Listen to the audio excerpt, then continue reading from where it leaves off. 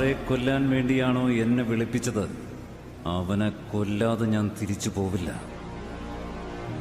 ആ സ്ഥലം ഏതാണെങ്കിലും എവിടെയാണെങ്കിലും അവിടെ പോയി ഞാൻ കൊല്ലും. അലകൾ കാത്തിരിക്കുന്നത് തീരത്തെ പുൽകാനാണ്.